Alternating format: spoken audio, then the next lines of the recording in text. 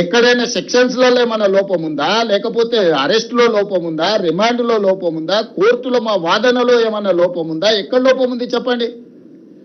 ఒక్కటే కేటీఆర్ కు బండి సంజయ్కి ఏదో పంచాయతీ ఉంది, ఆ పంచాయతీని పిల్లల మీద పెట్టి కేటీఆర్ తీర్చుకోవాలనుకుంటే ఆర్ఎస్ ప్రవీణ్ ఉద్యోగం పోయింది కాబట్టి ఉద్యోగం లేక గాలికి తిరుగుతా నేనే విచారణ అధికారిని ఆయన ఇంకా భ్రమలలో ఉన్నట్టున్నాడు. ఆయన తీసేసిన తహసీల్దార్, ఆయనకి ఇది అర్థమైతలేదు.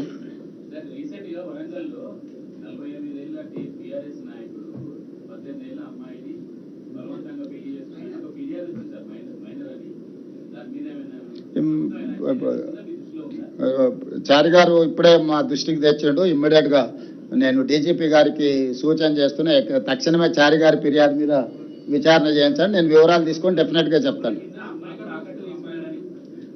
అంటే నిజంగా డీటెయిల్స్ నా నోటీసులకు రాలేదు, నేను ఇమ్మీడియట్ గా కనుక్కొని చర్యలు తీసుకుంటా.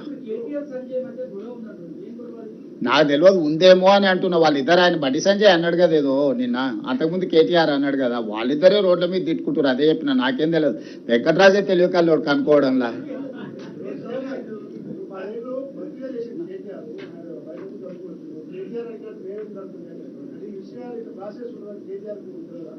ఇప్పుడు ఆయనకు లేడీకి లేచిందే పరగాని కేటీఆర్ ఏదనుకుంటే అదే అనుకుంటాడు. కల్వకుంట రాజ్యాంగం అనుకుంటుండు. వాళ్ళ నాయన దిగిపోయి చాలా రోజులైంది, వాళ్ళ నాయన అర్థమై ఫామ్ హౌస్ లో వండుకున్నాడు అని ఆయనకు అర్థమైతలేదు. ఈయన చెప్పింది నిజమైతే వాళ్ళ నాయన ఎందుకో స్టేట్మెంట్ ఇవ్వలేదు. ఒక మైనర్ గర్ల్ కి అన్యాయం జరిగితే లీడర్ ఆఫ్ అపోజిషన్ ఎక్కడ పడుకుండు, ఏడ నిద్రపోతుండు? బయటకు వచ్చి మాట్లాడడానికి ఒకవేళ శక్తి లేకపోయినా ప్రెస్ నోట్ అయినా రిలీజ్ చేయాలి కదా. పార్టీ మీటింగ్ లో పక్క పార్టీ వాడు వస్తేనో జగిత్యాల పోయేస్తాడు. కానీ ఇంత మేజర్ ఇన్సిడెంట్ రాష్ట్రంలో జరిగితే ప్రధాన ప్రతిపక్ష నాయకుడు ఎక్కడికి పోయిండు? స్పందించాడా? ఆయనకు బాధ్యత లేదా? మీరు ఎప్పుడన్నా అడిగినరా ప్రతిపక్ష నాయకుడు ఏం చేస్తున్నాడు? ఒక మైనర్ గర్ల్ కి ఇంత అన్యాయం జరిగితే స్పందించాలి, ఆ బాధిత కుటుంబానికి అండగా నిలబడాలి ప్రతిపక్ష నాయకుడు. 10 ఏళ్ళు ముఖ్యమంత్రి ఉన్న చంద్రశేఖరరావు అధికారం ఉంటేనే బయటకు వస్తావా, లేకపోతే ఫామ్ హౌస్ లో పండుకుంటావా అని ఇంకో ఒక్కరన్నా మీరు అడగకపోతే, ఆయన కాదు, ఆయన తరఫున ఒకళ్ళతో పుచ్చుకున్న బంట్రోతులు ఉంది కదా, బంట్రోతులనే అడగండి. మరి అదే పరిస్థితి రాష్ట్రంలో ఉన్నది.